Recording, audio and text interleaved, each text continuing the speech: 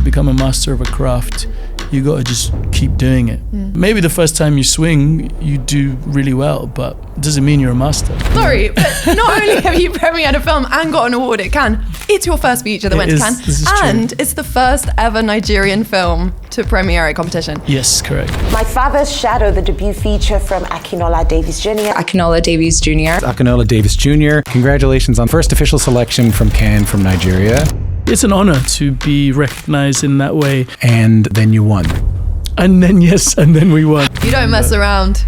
You do not mess around. One of my talent agents, and one of the first times I met her, I was like, I'm going to be a big deal. You should rep me, I'm going to be a big deal. And the 2025 Gotham for Breakthrough Director. And the BIFA for Best Director goes to Akinola Davies Jr. Do you believe that it's your role to reflect the times? To be an artist is quite a privilege, and to exist in privilege is quite political. I want to create work that creates a conversation, and I don't mind which way that conversation goes. But I think fundamentally, I want Nigerians to see the film more than anyone. That's who it's made for. Sometimes it's hard to know what to do. I want to be with you boys and your mother always. But life is not like that. Nigeria is hard.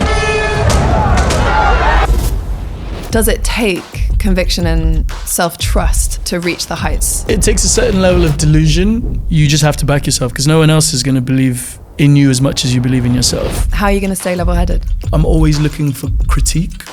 I know some filmmakers who won't let anybody read their script. I'm letting everybody read it. I want to know the worst thing you think about it. I want to know the worst thing you've heard about me. I want to know it all. One of my favorite sayings, fortune favors the brave. I'll be really honest, and you can choose whether you want to keep this in or not. You don't just see photos, you feel them. And that's what you should be armed with before you even hold a camera. You kind of disappear down that lens and you're in another world.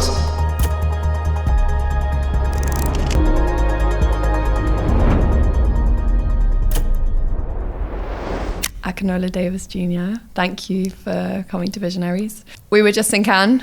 You reached a historic milestone there. What happened? First of all, thank you for having me. We were just in Cannes, so this has escalated quick.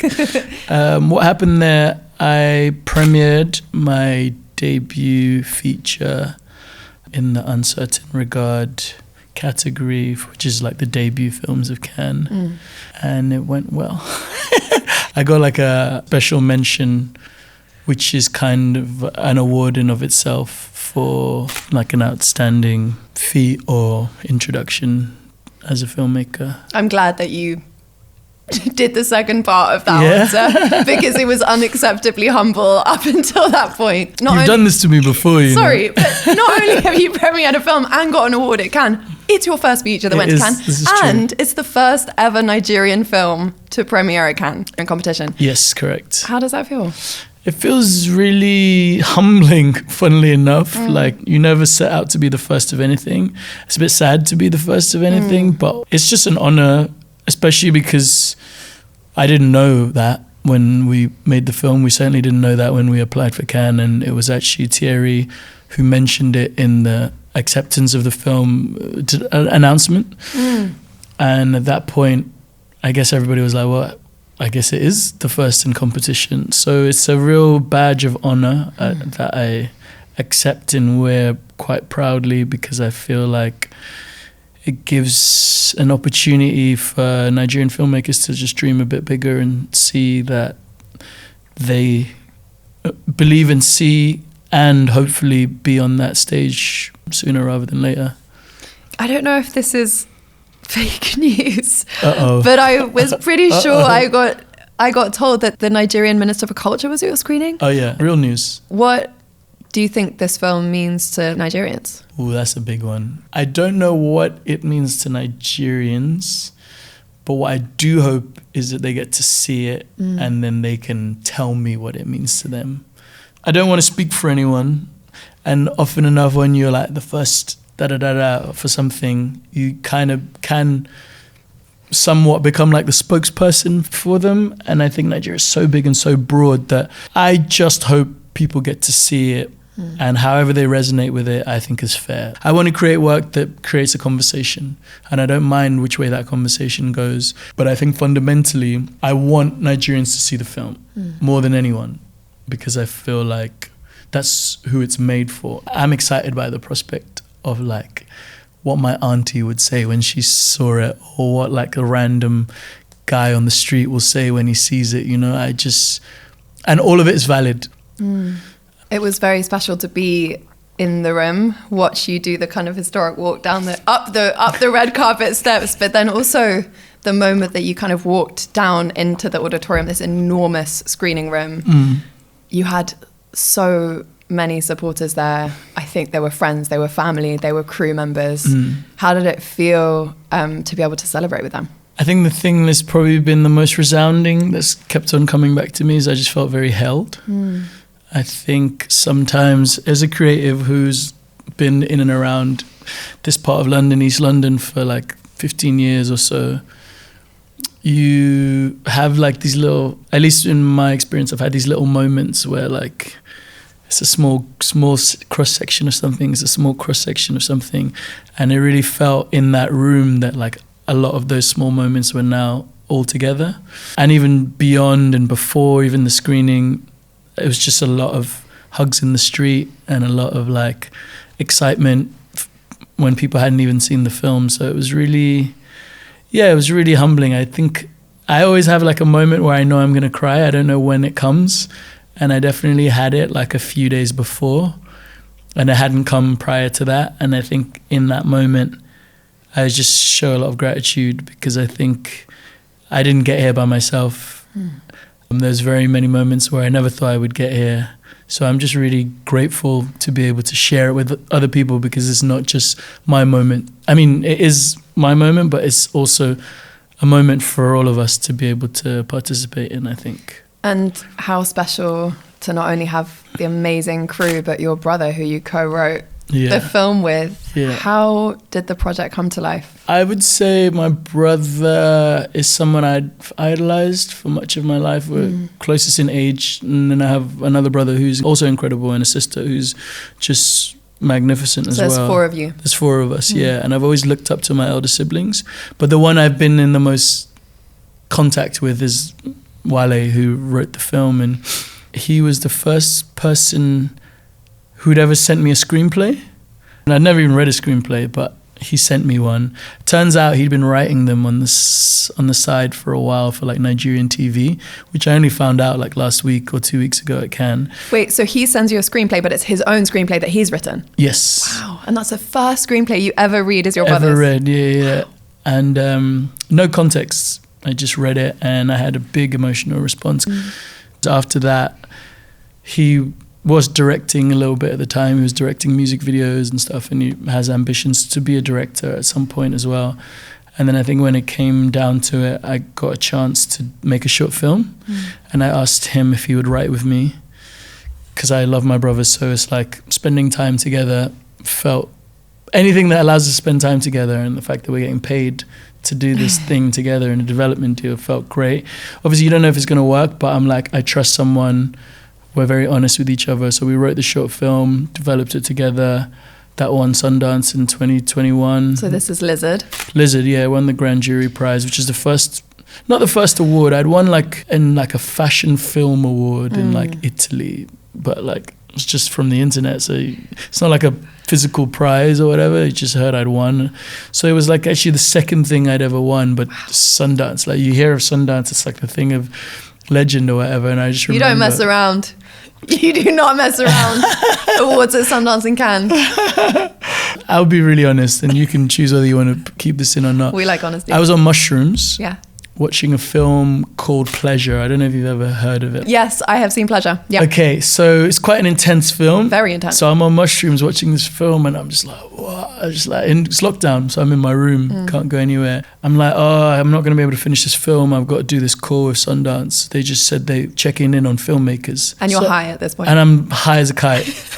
I'm like, why do they want to do a call? I was like, it's 3 days before the festival finishes. I was like, they're going to check in with all the filmmakers. I was like, there's like 120 filmmakers like for the shorts program. So I like go into the email thread and I look at the thread and there's like 8 people in the thread. I'm like, why is there 8 people in the thread? And then for some reason I start like freaking out a little bit. I was like, oh, maybe I've won an audience award or something, you know? Yeah. I was like, nah, probably not. But then when the call started, I was like, something's up. And obviously I was like super high, like smiling like a Cheshire cat, but trying to be cool. Trying to play it cool, but everything was like a bit blurry. And I was like, oh, this could be a dream. I could be making this up. And they were like, yeah. All I remember it being is like from start to finish, the jury thought the film was da-da-da-da-da. Like, congratulations, you've won the grand jury prize. Wow. I've never experienced it, but it was such an incredible sensation. I got really hot, but I just started taking my clothes off, not like fully, but I was like wearing a hoodie. I was just like, hold on a second, I'm really hot. I don't know, like just my head just got really hot, and they were like, it's okay, like take some time, and then like, but you have to give a speech now. And I was like, okay. As in that moment? In that moment, yeah. I mean, they gave me a minute to compose myself, but they were all like smiling and being like, you have to give a speech and you can't tell anyone because the festival isn't over for like a day or 2. Yeah, and you've got to put your t-shirt back on. No, I did it with my... Imagine you're like... I did it with my hoodie off, my t-shirt on, and I was just like... I was in such a state of like bliss that after the call ended, I was just like... I just went for a bike ride. And the first person I called was my brother. Actually, it was either Rachel, my producer, or my brother. I called Rachel and she cried. She's always crying, but she cried. She's like, oh, she's crying on the phone. And then I called my brother and he was just so cool, man. He was like, I knew it, or something like that. And he was like, guess who I've been in the studio with today? I was like, who? He was like, Drake. So I was like, what? I was like, good day all round. I was still high. I was like, I don't even know if I'm just making, but I just rode around Hackney for like an hour. I felt like I wanted to share that moment with Hackney, as eerie as that sounds, honoring the place or whatever. Anyway, long story short, after that, I revisited what he wrote in 2012 because I was like, okay, I guess we're going to make a feature film. Was that immediately obvious? I mean, you say it as if one thing led to another, but did you know getting that award at Sundance that was setting you up? Kind of, more so. Like, I had originally been asked to make a feature film, but I refused. I was like, I've never made a film where people have dialogue before, so I don't think that's a good idea because you could just be wasting your money. And I haven't seen it. I'm the type of person... I'll believe it when I see it. Even with features, I like had to go on sets. I still want to shadow directors to see how they work and be like, oh, okay, like this is a real thing, you know, like you can make this happen. And the process of making the short was really enjoyable for me, my brother, my producer, our execs, our editor. And it was in lockdown that we did a lot of the post stuff, and we just really I just really enjoyed it. So we knew from the short we would make a feature, but obviously you don't know, like similar to My Father's Shadow, you don't know how successful anything's gonna be. Like I knew the short was good, but in comparison to what? Like, I don't know. I hadn't even watched that many shorts, to be honest.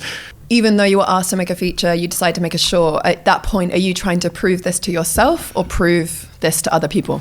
I think to myself more so than anything, because I just don't want to waste people's time. And I guess at that point, there was a lot more imposter syndrome as well. I think I'm past that now. But at that point, like, I wasn't even... The people, Eva Yates at the BBC is the first person to tell me, you've already made loads of shorts, like all your stuff is narrative. And I was like, oh, I never saw it that way. I just thought I was making weird music videos for friends and like weird documentaries or whatever. And she was like, no, you've made a lot of shorts, you know. But yeah, then I guess I was like, okay, I think we're gonna be making a feature with them. And what do I want it to be? Because I have too many ideas. But I just wanted to work with my brother again. And I knew that he had this idea, and I believe he's an incredible writer. I wrote the story for Lizard and he helped me with the dialogue and expanded it. And I was like, I want to do something that you've written because I think you're an amazing writer, and I want you to see how amazing a writer you are, and I think you should let me make this thing, basically. And I remember like campaigning to him and being like, so like, you know that story years ago that you said you want to direct? Like, I think it would be an honor for me to do it if you'd let me because of the X, Y, and Z. And he was like, you know what, like, I think you should make it. Yeah, I think if anyone can if anyone other than me, I'd rather it was you. I didn't think he'd say no, but I was like, you never could be sure, because my brother equally has a lot of ideas and he's equally really talented. And at one point he was directing more than I was directing. And then the music stuff took off for him.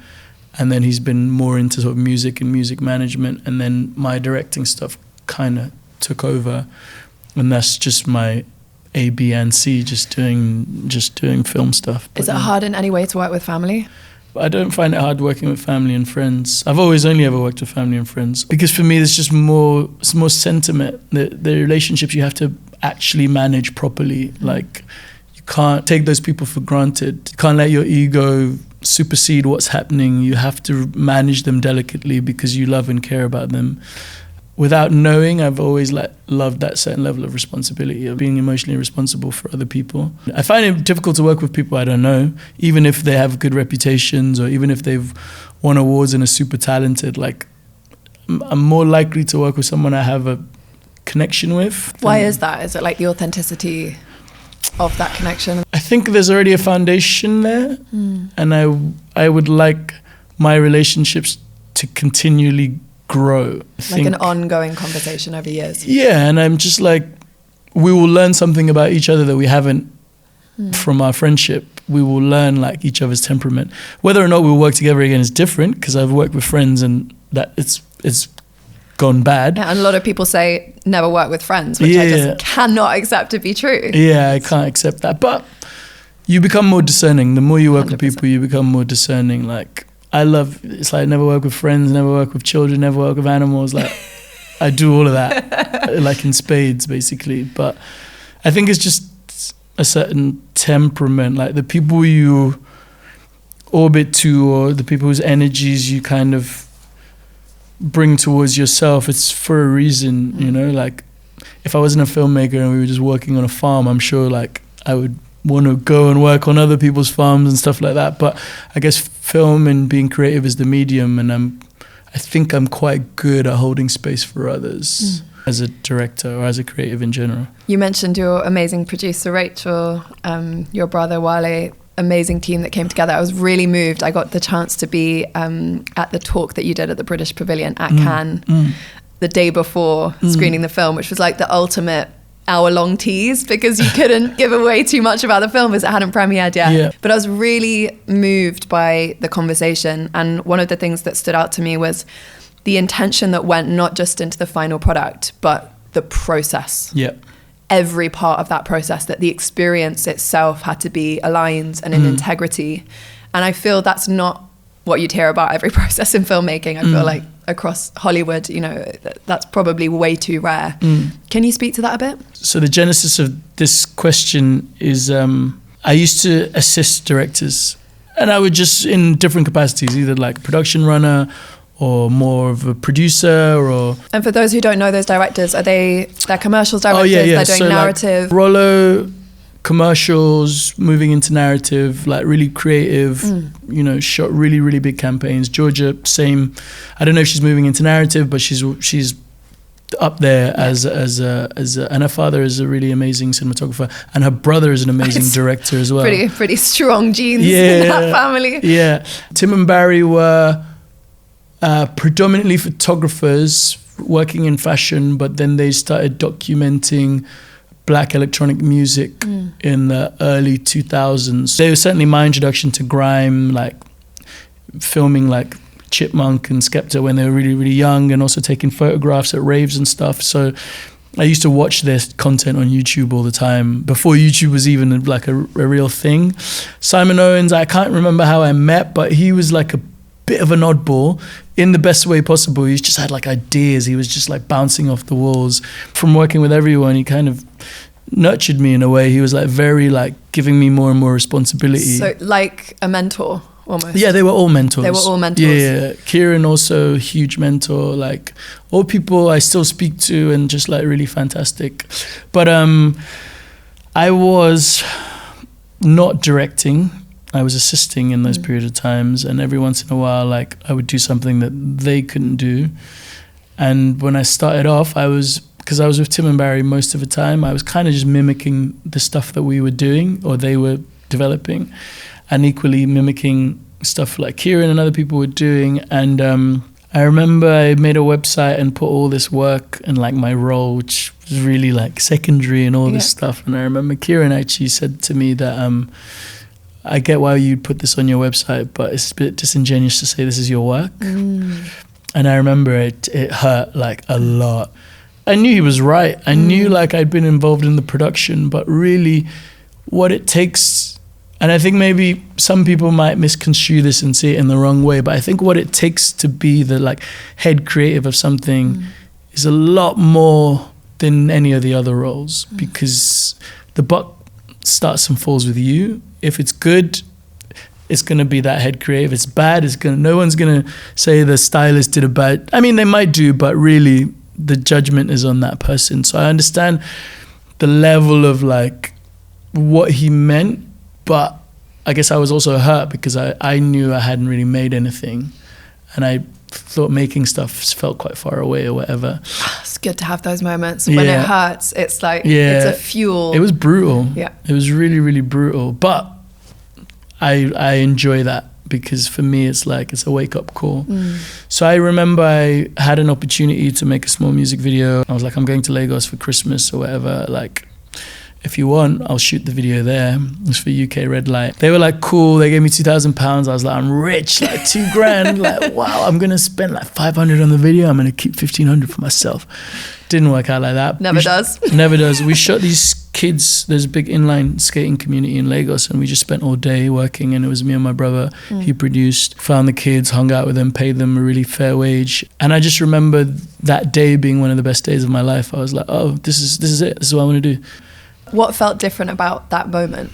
Was it the fact that you were now the director calling the shots? I just felt part of something. For me, in that moment, I just felt like very emotionally like invested and connected to something, and I felt responsible for like doing justice to this community. Like they were just kids, you know, like they didn't ask for any of this, but they just had so much joy, and like they were getting paid and they were getting fed and they were getting driven around, and we were making this thing that day.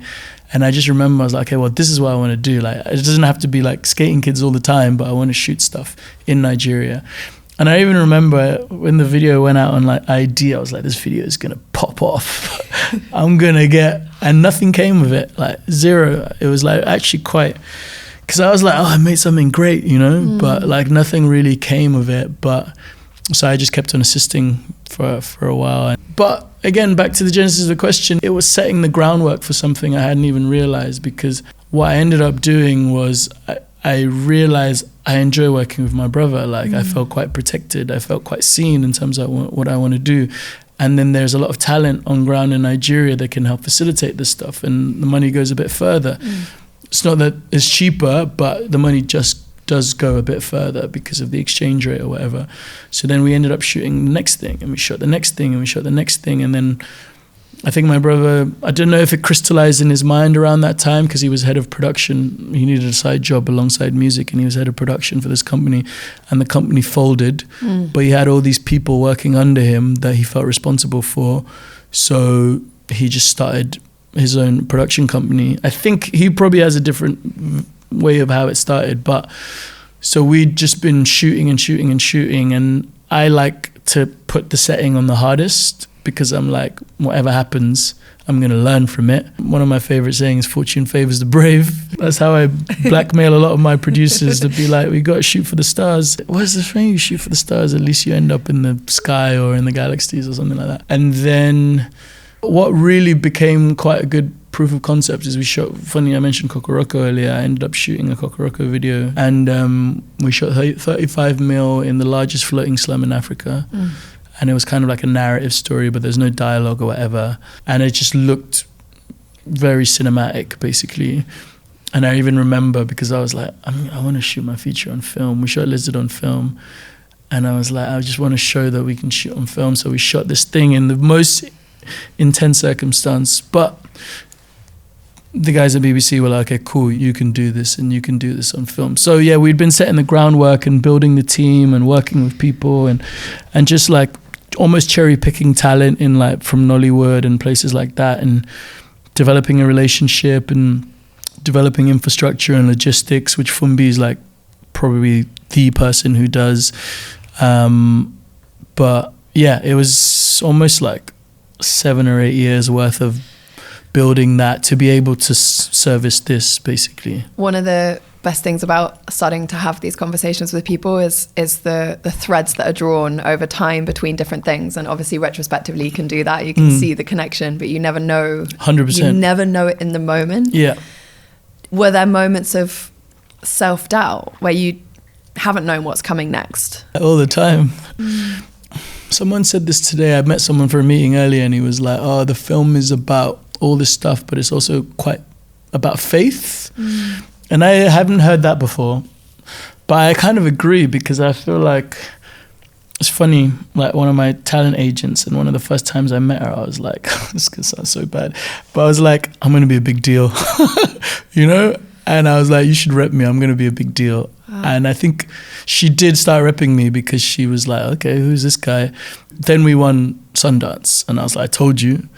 And even then I was like, my film's coming out, it's going to be a big deal. And obviously I don't know, like getting into Cannes is the victory in of itself, you know? So actually to win something is different. When you say, I know it's going to be a big deal, yeah, I hear those words. And even as you say them, there's conviction there. Yeah. But it doesn't seem egoic. Okay, good. Does it take conviction and self-trust to reach the heights? I'd say it takes a certain level of delusion. And I don't say that in a bad way, as in like a crazy way. I just think you have to be like unashamedly like brazen in backing yourself, you know? Even if you do it and you fuck up, you just have to back yourself, because no one else is going to believe in you as much as you believe in yourself. I've always realized, okay, I don't know anyone in this industry, so I'm going to have to plan getting from A to B, and I don't know how I'm going to get to B, but I'm just going to plow in and just try and figure it out. And then before you know it, you're a B, and I'm like, oh wow, I'm at B. Okay, now I need to get to C. So like, let me like look around the room and figure it out. And I'm just like, okay, cool. But in that time of getting from A to B to C to D to wherever, I'm still working. So like, you're chipping away. I'm chipping away. And what does the A to B look like? Are you knocking on doors? Are you visualizing where you're going to go next? Like, what is that practice for those who are going to be like hearing about your work, following your work, wanting to be like, how does he do it? Yeah. I mean, how do you do it? I mean, I'm very goal orientated. Like I'd be like, I remember when I was 24, I was like, by the time I'm 25, I want to be doing something I love. Okay. By the time I'm 30, I want to be established in that. Yeah. By the time I'm 35, I want to be on the road towards making a film. So you're setting intentions and new goals. You're updating that vision for yourself. Yeah, but making them super broad, you know, like, because sometimes you might be ahead of schedule, sometimes you might be behind, or you might think you're behind, but you're actually on schedule, you know. And I'm 40 now and I've like made my first feature. When people are like, how does it feel? I'm like, yeah, it feels good. It feels amazing. But I'm also 40 years old. I've been doing this for 15 years. Like I've been working towards this, the A to B to C's like you asked me before we came in, like, how does it feel? What were you doing? I was like, I was shooting last week. I was doing like a 10 grand music video with like no budget, with just friends and kids in a community center in Deptford. And like, they don't know who I am, you know? And I really enjoy it because it's very grounding. You go from like the Croisette in Cannes to like a community center in Deptford and you're just like filming kids like pretending to be a band. It's like the best way to spend a day, but also it's like, I just need to keep topping up my hours. So that's what I mean. Like, one is being goal orientated. 2 is being kind to myself, because ultimately, like, to become a master of a craft, you got to just keep doing it. Put the hours in. Maybe the first time you swing, you do really well, but it doesn't mean you're a master. If anything, you don't even know what made you successful, you know? You might have just been really lucky and like work with the right people, but it's like you need to find out what in that process is worth investing in, what in that process is what is important, who in that process is important, how have you negotiated that process, you know? Because for me, I talk about process a lot. I want to know everything about everything so I can protect my process. You speak about the importance of staying grounded, and I just have like, you know, I'm thinking about Cannes, like your name was plastered across the wall at the movie party where you threw the best party Facts. the whole of Cannes. I queued up. Didn't I come and get you in? I literally came back 3 different times. I don't know what happened to me. I told you to text me. It was the most like British thing I've ever done. I think it was like part modesty, part like you genuinely, the queue was ridiculous. Everyone at Cannes wanted to come to this party. It was an amazing celebration. The queue was massive, and you had crew members, family members genuinely trying to get in. So I felt in the ranking of who needed to be there, I really didn't have to push through. But I did find myself sort of at the back of the queue with people who I definitely did not know you and had just like got tickets tangentially because you posted it on your Instagram. I got told off for that. I'm not surprised. Yeah, I got told the whole off of for Cannes that. tried to rock up to your party because you put the private invite on your Instagram story. But I was like, might as well have more than none. More you the know what I merrier. mean? Yeah, I got really told off for that because the guys on Mubi were freaking out. They were like, can you please take it down? Totally There's too many oversubscribed. people. That's a sign of a good party, people trying to get in, because I used to throw parties with Tim and Barry, and like loads of people say they're coming and you'd only get 10% of that. Totally. So you have to kind of oversubscribe it. And I didn't know like everyone would come, but it's a good way to throw a party. So the party happens, you're celebrated hugely at Cannes, and obviously since. You've had amazing reviews. You win the award. How are you going to stay level-headed? It's going to sound really bad, but it's like, don't feed into everything. Like, what's important for me is how I feel about something, not anything external. And I knew the film was good because I protected my process and the people involved in that process. Making a film was already a victory. Whatever this film is, I'm super happy because I've gone from like assisting to like shooting fashion, shooting commercials, to making a film, like I'm super happy about it. I'm super proud. I made it with my brother. I made it with my family. I made it where I grew up. Whether or not it's good or not, it doesn't matter because all those things mean a lot to me. It's also about my dad, who I never knew. So it's also in service to my family. So great, like all those things. And then in the edit, that was like super tough, but I was really proud of it because I like got through a lot of things I didn't even realize I had to get through. So I'm already happy. It's already a victory. Like whether I went to Cannes or not, it's like I've already like climbed a mountain. The whole Cannes thing is like, okay, you're getting to the summit and putting a flag down or something. But like just making it to the summit or even to the base is like good enough, you know? I've been around some really successful people, and at times maybe you doubt your own legitimacy amongst those people because they've been super successful.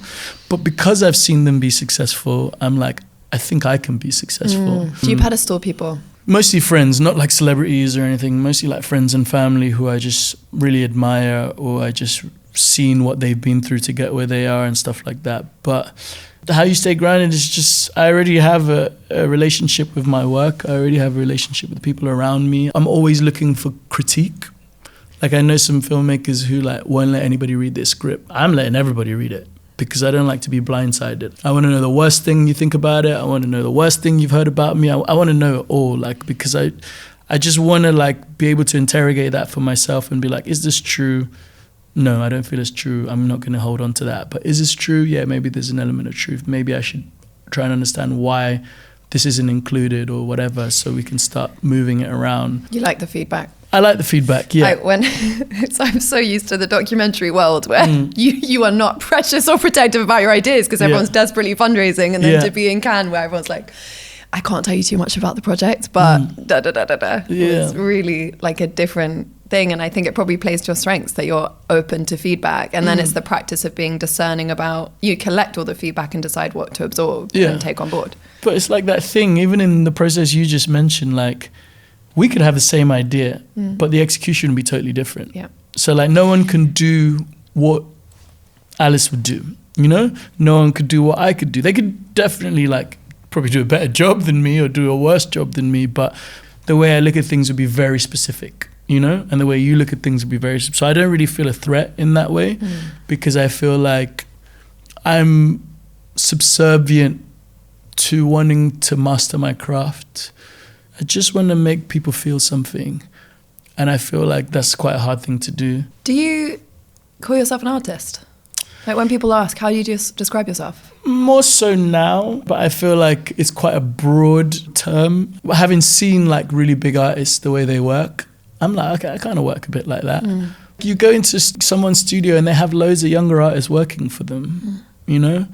And they nurture them. The artists, they all like feed ideas into the thing, and it's always the main person who's the person, right? And I'm just like, I like that way of working, because it's kind of like you're working in a group, like a little village, and then one person takes the brunt of the responsibility, but the other people in that space can come out of it having seen how someone on that level works. So when they leave, they can go and sort of do it. And I don't think I'm that, but I do think I like working in sort of a community environment. And I feel like I have broad enough shoulders to be able to like shoulder the responsibility, like, you know, like the good and the bad. What I do think I am as an artist is I think I'm a really good collaborator. I think there's an art to collaborating, and I think there's an art to holding space for people so they can give their best within a collaboration. So true. So I don't think I'm like the most creatively gifted person. I don't think I'm the most technically gifted. In fact, I'm not even technical at all. I'm just good at working with other people. Was that completely intuitive? Because I've seen that in you. I know the way that you're speaking about your team, the way that you're honoring them, the way that you talk about pedestaling your friends, your colleagues. That's a really core thread, is collaboration. Was it completely natural and intuitive to you to collaborate in this way? Have you always done that? Maybe intuitive, yes, but it hasn't always been obvious. I'm raised by my mum, and I've always ever seen my mum like nurture people. Right. So in my head, that's just what you do. You take care of people. And I never really even knew that's what I was doing. I'm shooting at the moment, like looking for an editor, and I was like, okay, I know like a bunch of big editors, but I'm like, I want to try someone who isn't big, because I actually really like their work. Because it's me, like people might watch it, but actually like it gives them an opportunity to like do a thing or whatever. Or I'll always work with like a cinematographer that's maybe a bit of an outsider, or an editor who's a little bit of an outsider. I want someone who's like hungry. I want someone who's grateful for that opportunity. I want someone who's like had to like walk over glass to sort of get there, because I feel like they're going to give me their all, you know? You've said you would now more recently describe yourself as an artist. There's the Nina Simone quote about an artist's job is to reflect the times.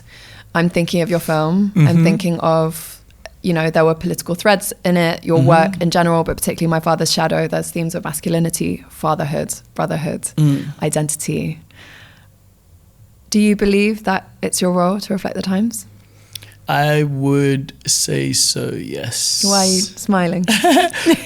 Because it's like everyone can do what they want to do. Are you scared of getting cancelled? What's up? No, not at all. But I just think like the things I've been drawn to, the things that have made me feel something. I want to create work in that vein. And you can be a creative person but not align yourself with like what's going on, you know? And I've thought about it for so much of my life. You know, I studied politics A-level. It was probably the worst decision I made, but it was also the best decision I made, because it made me a lot more aware of how the world works. Like, it probably spiraled me into depression in my early 20s, but I was really grateful for it, because I think I understood the sort of dynamics at play of the world. And I think uni and just post-uni, I started understanding like intersectionality and like what's going on here and what's going on there. I think to be an artist is quite a privilege, and to exist in privilege is quite political. So you should use, I mean, I just think to be a healthy in a healthy body is a privilege, actually, you know, and shouldn't be taken for granted. So and then there's just layers on layers and layers. To be a man is quite a privilege in this world. So actually it's like, you know, you can use that space in any capacity you want, but I'd much rather use that space to bring other people who don't benefit from my privilege or whatever. And then I also think on top of that, I come from Nigeria, so the politics of where I was very specific and unavoidable.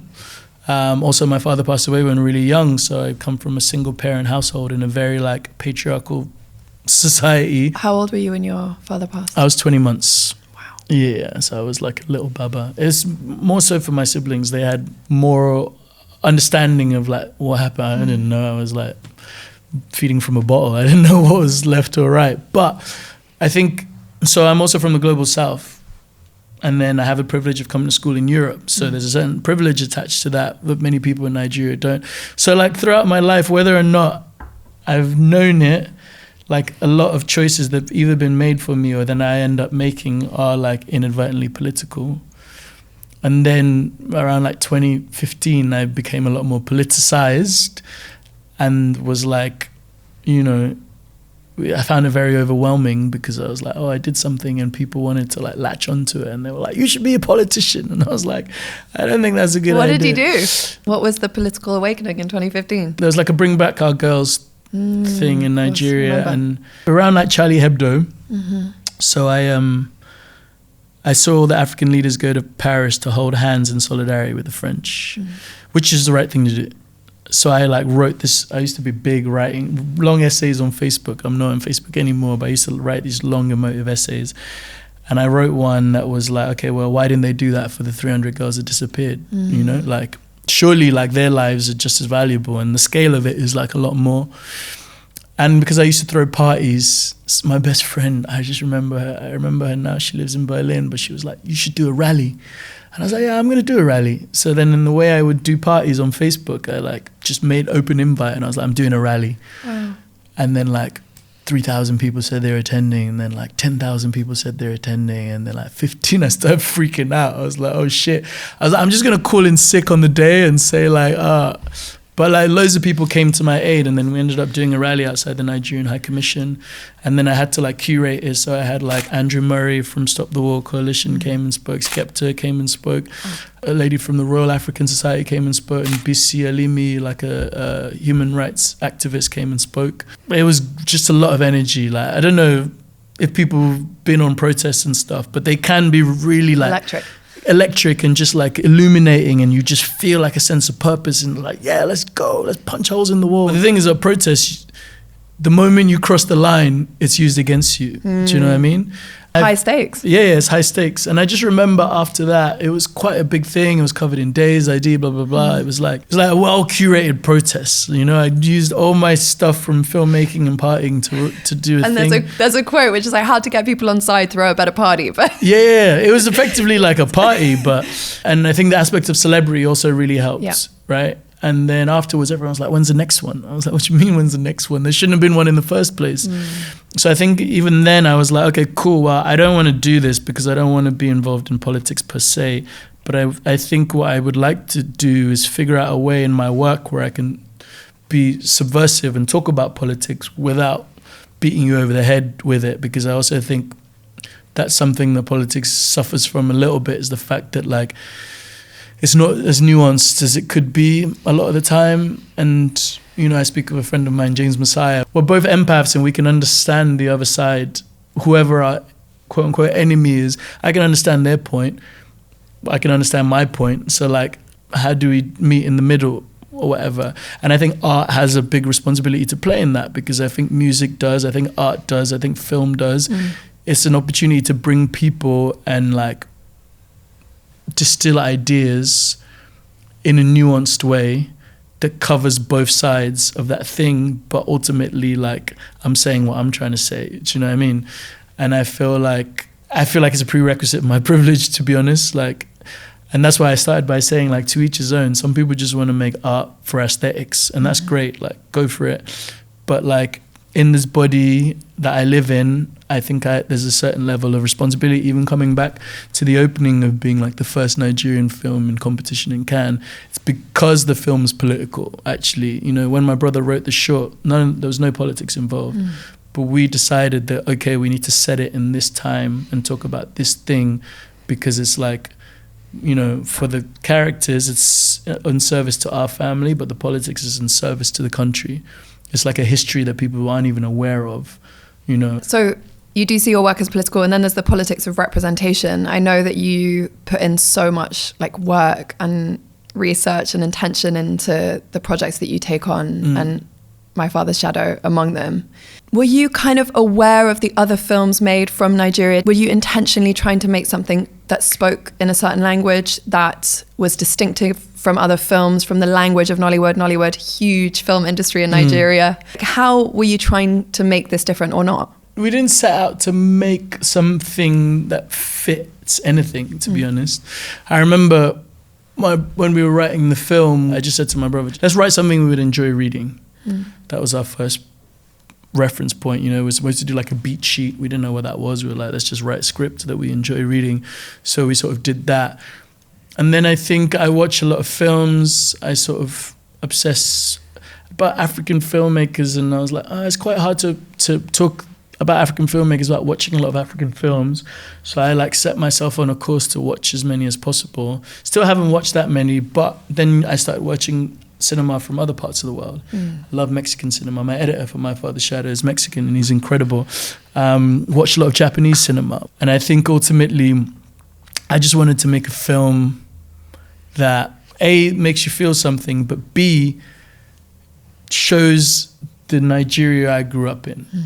And even Nollywood doesn't do an amazing job of doing that. It shows Nigeria, for sure, current contemporary Nigeria, but it doesn't show the one I grew up in. Because the one I grew up in was like just tense. Still tense, but it was even tenser because the political climate was even tenser. But also it doesn't really show the city we grew up in, because the city we grew up in is magical. Like, people get really bored of me saying this, but I'm like, if you can deal with Lagos, you can deal with any city. Like, I remember I would go to like Nepal, I'd be like, it reminds me of Lagos. Or I'd go to like Rio, I'm like, it reminds me of Lagos. I'd go wherever and I'm like, it reminds me a bit of Lagos, because it has kind of everything.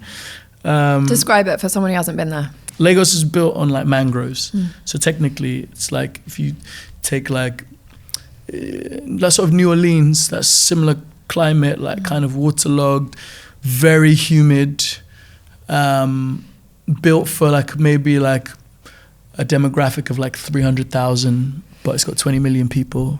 So it's probably like one of the most populated cities in the world. Like, there's life everywhere, in every corner of everywhere you look at.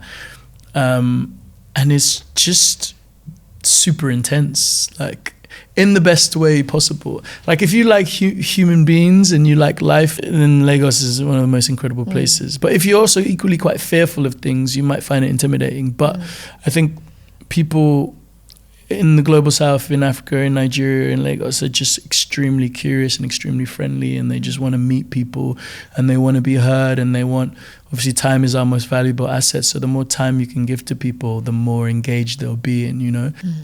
If you had advice for other filmmakers, would that be part of it? What advice would you have for people wanting to follow your path? You have to have a certain level of delusion. Like, you have to really believe in yourself. Even if you don't think you'll make it, you still have to believe you'll make it. Because I think there's going to be like so many knocks on the way, and like, you could be incredibly talented just naturally, but if you're not like persistent, and if you don't believe in yourself, and if you don't pick yourself back up, and if you don't learn to not take things like super personally and like go again, like, no one's going to do that for you, really. Like, you have to, you just have to believe. You have to have like a singularity in belief, and be prepared to sacrifice a lot of things, basically. Like what? Yeah, maybe like time with family, maybe even the idea of like building a family, maybe a normal like nervous system. Just like, you know, sometimes you're like, I wish I had that. Maybe if I'd done that, I could have like 2 or 3 kids by now and be running around just doing that. But I just said at 24, I just want to do this thing, and I'm going to do this thing, because I didn't really know what else I was going to do. So I was like, that's the one. You lost your own father. You've spoken really profoundly about how your own brother's become a father. Obviously the film has powerful themes of fatherhood. Do you want to become a father yourself? I mean, yes, if I'm fortunate enough and privileged enough. As someone who's like obsessed with growth and obsessed with this idea of learning more, I just don't even know what that does to you emotionally, to like bring a human into. I mean, I've got a thing at Somerset House. I'm showing some documentaries, and I was fortunate enough to film someone give birth. And like that, it's not my child, but I was there filming it, and I was just like, wow, like this is magic. What women's bodies can do in this moment, I was just like in awe, basically. And the way it was done, it was like a home birth. It was just fantastic. It was just the most loving experience I've ever seen. And I was like, wow, I would love that. I would love to be in this person's shoes, you know?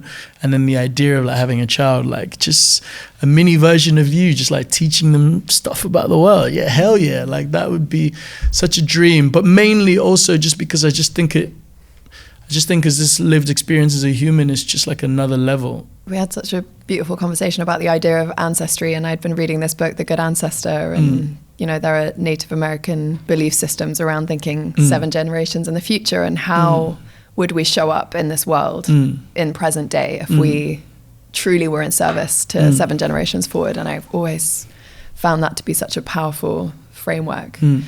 How have you explored Ancestry? Because it feels, you know, there are just threads between ancestry, spirituality. I mean, you mentioned faith, but I also, having spent the time that I have with you, the impression I get, there's deep connection to spirituality. Is that something, thinking about the future, that you'll continue to explore? To be a human being is to be a spiritual being, you know, like our spirit is far gonna outlive our physical form. And actually, there's just a lot to be cognizant of in that way.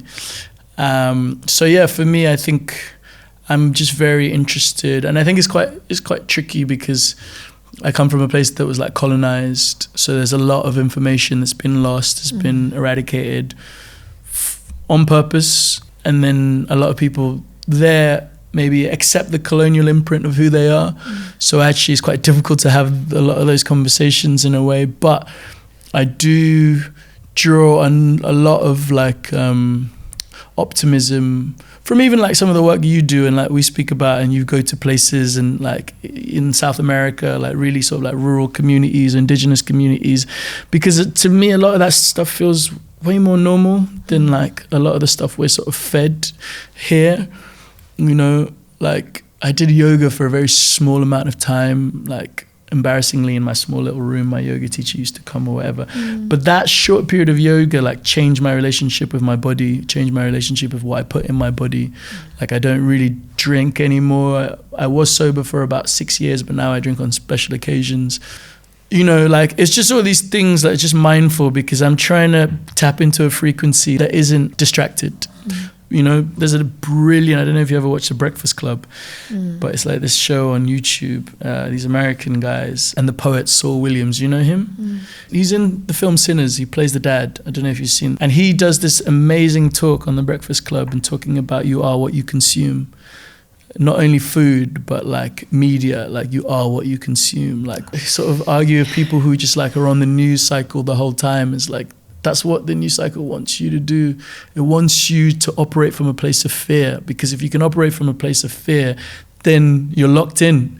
You're going to consume, you're going to do everything that it wants you to do. But actually, if you can take a step back and think critically of like how the world exists and how it's been constructed and who it benefits and all that kind of stuff. It's a lot to think about it, granted, but ultimately then you can start untethering a lot of like things you probably thought were normal. Like I just want to honor my body and put things into it. But I think that all feeds back into like ancestral practices, because I think a lot of what we consume is actually just like moving us further and further away from a lot of that stuff, because we're finding reverence in things that are more synthetic as opposed to organic. Including media, which some have described, and this lands with me so much, social media and media in general as digital fast food. 100%. That one day we will have the same conversations we're having around nutrition. There seems to be a huge awakening in terms of well-being around, as you say, organic food, eating well, ultra-processed foods.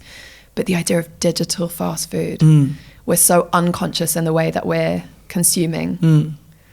And I think that needs to change. And it's so funny to me that the conversation has taken this tangent, because I wanted to ask you about how you focus, because I've just been, especially with the algorithm change on social at the moment, particularly Instagram, which I always found as just a huge resource for inspiration. Like, you know, of course I understood the conversations around social media of all these years that comparison is the thief of joy.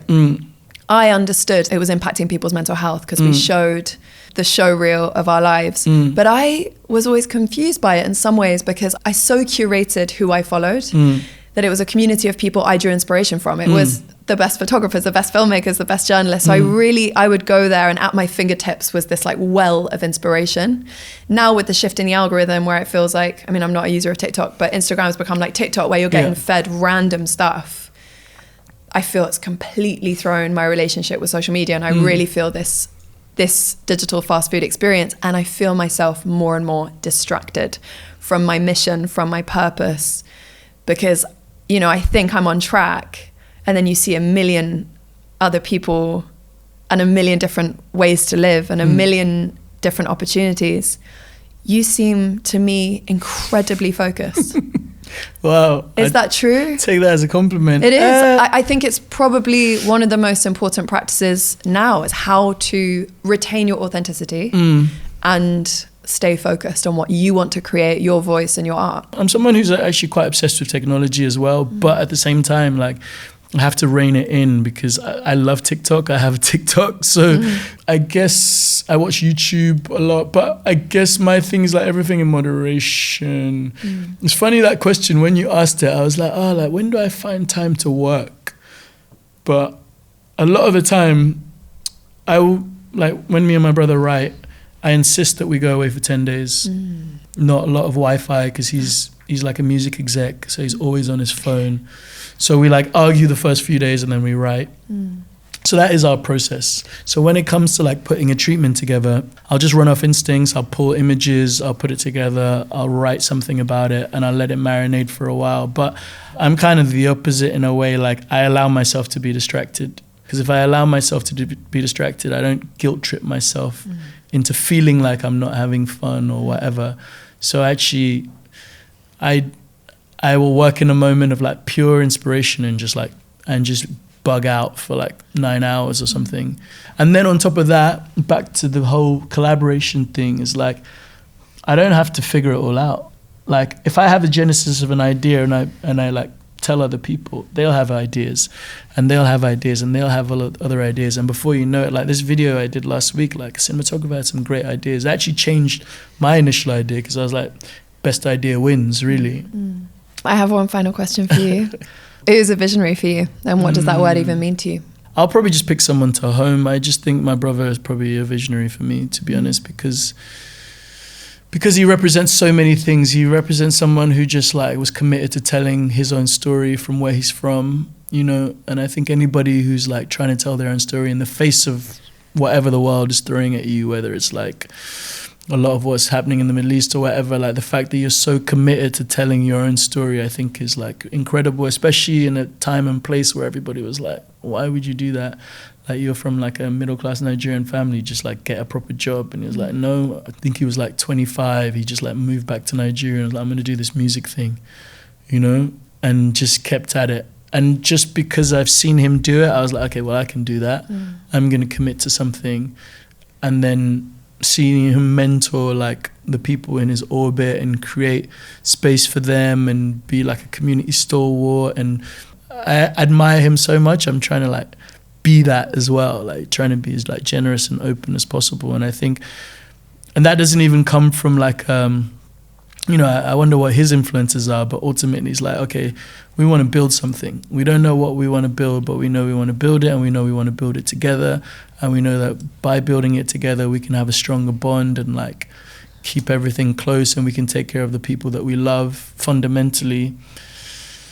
And that extends from family to community to nation to da-da-da-da in as much as possible. And I feel like for someone at his age, you know, to like commit to something at that point, I think anybody who can commit to telling their own story is a bit of a visionary, because I think it's quite easy to undermine that or think it's not important or not valuable. But actually, like, the more and more you commit to it, the more and more you realize it is, you know, something like that. Who's your visionary? You. You're a visionary. Lol. I mean, I get to choose my visionaries. That's why you're here. Okay. Oh, okay. I see what you did there. It's very clever. Sweet. Thank you. Thank you so much. Thank you for your time. Cheers. Thanks. Really appreciate it. Appreciate you.